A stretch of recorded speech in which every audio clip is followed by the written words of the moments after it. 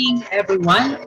I'm Mr. Reno B. Garcel, a campus minister of the Dominican College San Juan and a faithful devotee of the Holy Rosary. I am going to share with you the story behind why we have this celebration of the Holy Rosary on the month of October. Do you know the reason why October is the month of the Holy Rosary? Why do you think Saint Dominic is the promoter of this devotion of the Holy Rosary? And why did the Blessed Mother appear to Saint Dominic? Let us recall the history behind this celebration and discover why October 7 is the feast of the Holy Rosary. During the 12th through 13th centuries, Saint Dominic was preaching against the Albigensian heresy in France.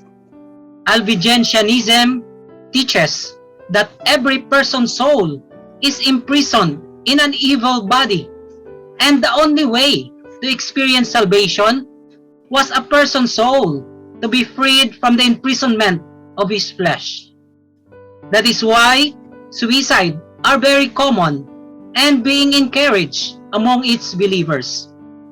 As Saint Dominic struggled to fight these evil teachings during his time, according to the tradition, the Blessed Virgin Mary appeared to him and asked Saint Dominic to use her psalter as an instrument to tackle and fight this heresy. Psalter is a book of Psalms. The Psalter of the Blessed Virgin Mary is composed of 150 Psalms. It is on this aspect that the 150 beads of the Rosary originated. The Holy Rosary came from the Latin word Rosarium. It means crown of roses or garland of roses, also known as the Dominican Rosary, or simply the Rosary, which refers to a set of prayers used in the Catholic Church, and to the string of knots or beads used to count the components of prayers. The prayers that compose the Rosary are arranged in sets of 10 Hail Marys called decades.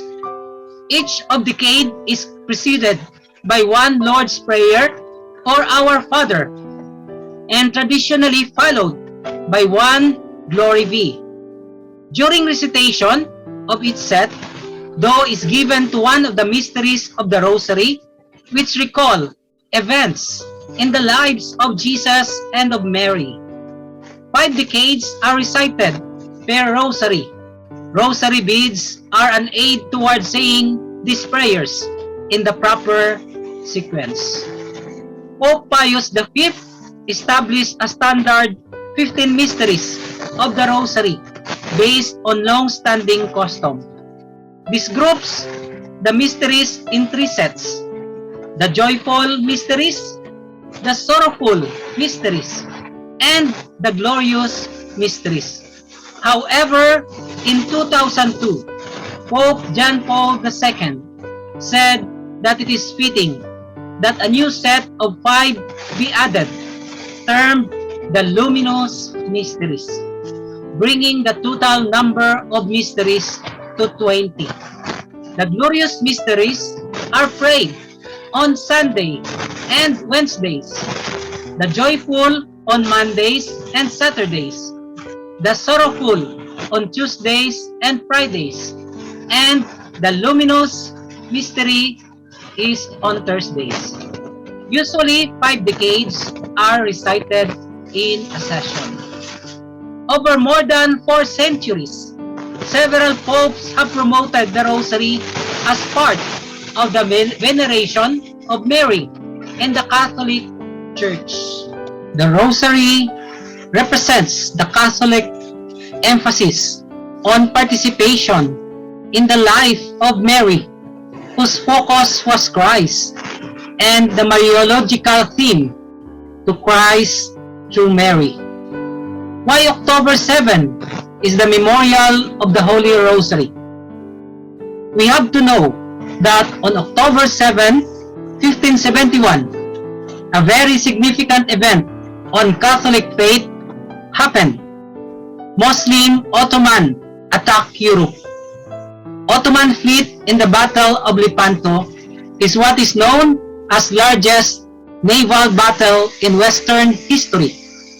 The Spanish Dominicans, or the Orders of Preachers, founded by Saint Dominic de Guzman, went on the defensive by promoting the Holy Rosary as a weapon against the Ottoman Turks.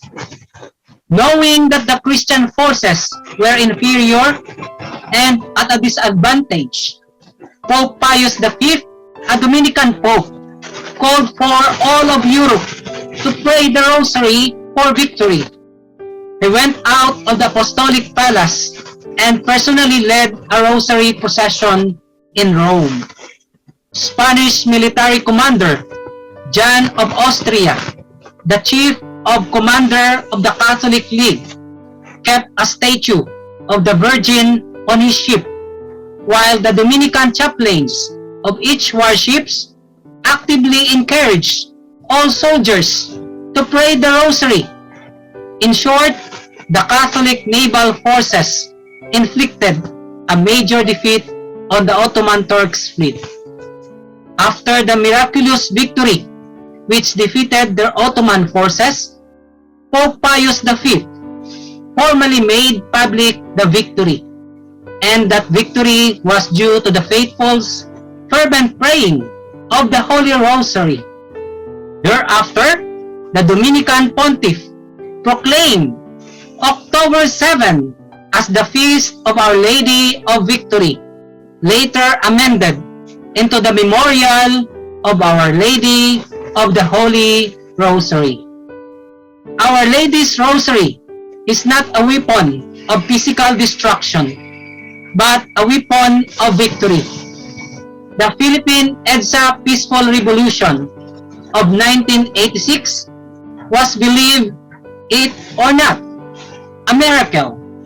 It was compared to the Battle of Lepanto and the battles of Lanabal de Manila in the 17th century, when Mary's intercession through the praying of the Holy Rosary repulsed the Protestant Dutch forces in their attempts to invade the Philippines in 1646.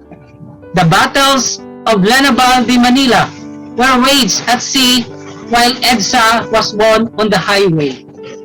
Those battles were battles of good and evil, and the good won. Hence, there's a victory. We can all win all the battles in our life if we continue to use this very effective weapon of praying the Holy Rosary, as proven by our very own founder, Saint Dominic de Guzman, in combating heresies and spreading the truth during his time. As we celebrate the 500 years of Christianity this year, it is very timely that we renew our enthusiasm in propagating this devotion as Dominicans, a very effective weapon to defeat our unforeseen enemies. Especially now that we suffer during this pandemic situation, our faith has weakened. It must be reinforced through this very effective devotion. All of us must be strengthened in our faith in order to fight the many battles of our times and to develop more our Catholic Dominican spirituality.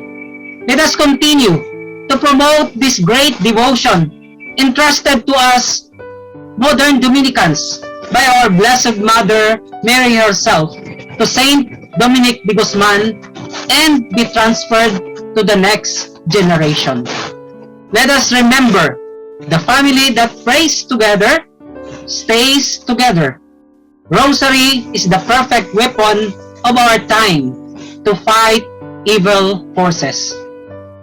May Mary intercede always for us, and may God bless us all. Good day to everyone.